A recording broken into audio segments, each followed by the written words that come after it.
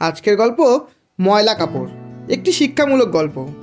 এক সদ্য বিবাহিত স্বামী স্ত্রী দম্পতি এক ভাড়া বাড়িতে গিয়ে ওঠে। পরের দিন সকালে যখন তারা চা নাস্তা করছিল, তখন স্ত্রী জানালা দিয়ে দেখল সামনের বাড়ির ছাদের রশিতে কিছু জামা কাপড় রোদে শুকোতে দেওয়া হয়েছিল। তখন স্ত্রী বলে উঠল, আমাদের পাশের প্রতিবেশীরা মনে হয় জামা কাপড় ধুতেই জানে না।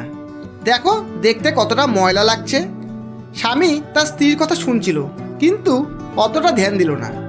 এক দুদিন পর সেই একই জায়গায় আবারও বেশ কিছু জামা কাপড় রোদে শুকোতে দেওয়া হয়েছিল। স্ত্রী দেখে আবারও একই কথা বলল, কবে শিখবে এসব লোকেরা জামা কাপড় ধুতে?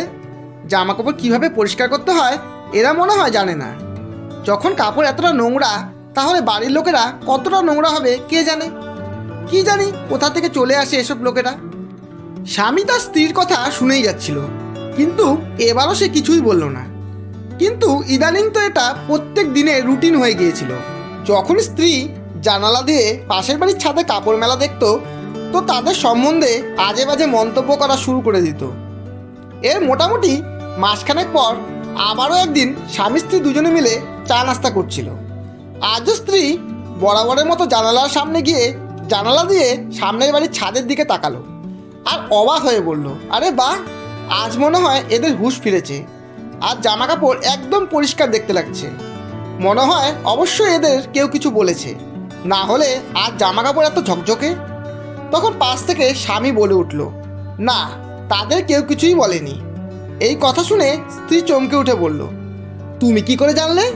তখন স্বামী বলল, আজ আমার অনেক সকালে ঘুম ভেঙে গিয়েছিল, তাই আমি জানালার কাজগুলো বাইরের দিক থেকে গিয়ে ধুলো পরিষ্কার করে দিয়েছি।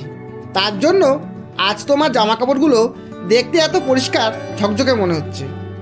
এরপর স্বামী তার স্ত্রীর উদ্দেশ্যে বলল, আসলে আমরা অপরকে কিভাবে আর কোন নজরে দেখব সেটা নির্ভর করে আমরা নিজেরা আমাদের নিজেদের ভেতর থেকে কতটা পরিষ্কার, কতটা স্বচ্ছ তার উপর।